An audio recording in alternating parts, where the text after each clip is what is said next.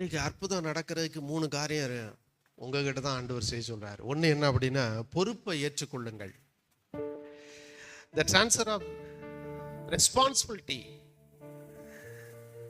அந்த தகப்பன் இயேசு கிட்ட சொல்லும்போது, உமால ஏதாவது செய்யக்கூடுமான்னு சொல்லி கேட்டப்ப இயேசு திரும்ப அந்த கேள்வி அவன்கிட்டே கேட்டாரு. என்ன தெரியுமா? நீ விசுவாசிப்பியா அப்படின்னு கேட்டாரு.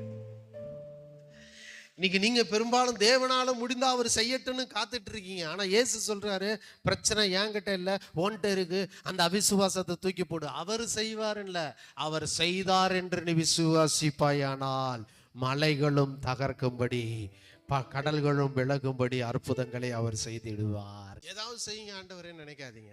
அவர் சொல்றாரு, எல்லாம் செஞ்சுட்டேன், சுச்சு உங்ககிட்ட இருக்கு. என்ன இருக்கு? விசுவாசங்கிற சுவிட்சை ஆன் பண்ணணும். அதை தான் தேவன் எதிர்பார்க்கிறார். எல்லாம் கூடும். ரெண்டாவது என்னன்னா, அந்த பொறுப்பு, முதல் பொறுப்பு நீங்க எடுத்துக்கணும். இது என்னால தான் நடக்கும். இது சொல்லுங்க சத்தமா. அப்படிதான் சொல்றேன். விசுவாசிக்கிறவனுக்கு எல்லாம் கூடும் அப்படின்னா யாரால நடக்க போகுது? உங்களால தான் நடக்க போகுது. உங்களுக்கான சுகம் உங்களால தான் உண்டாக போகுது. உங்களுக்கான ஐஸ்வர்யம் உங்களை தேடி உங்களால தான் வரப்போகுது. உங்களுக்கு தேவையான எல்லா நன்மைகளும் உங்கள் மூலமாக உங்களிடத்தில் வரப்போகிறது.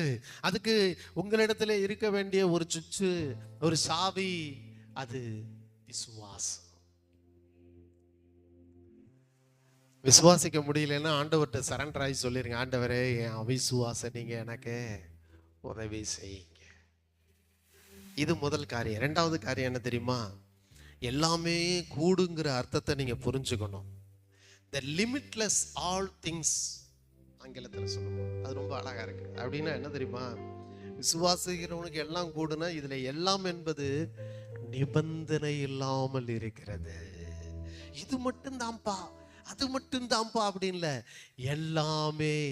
நீங்க வைக்கிற அந்த விசுவாசம் எல்லாவற்றையும் செய்யும் என்று நிபந்தனையற்றதாய் தேவன் உங்கள் கைகளில் கொடுத்திருக்கிறார்.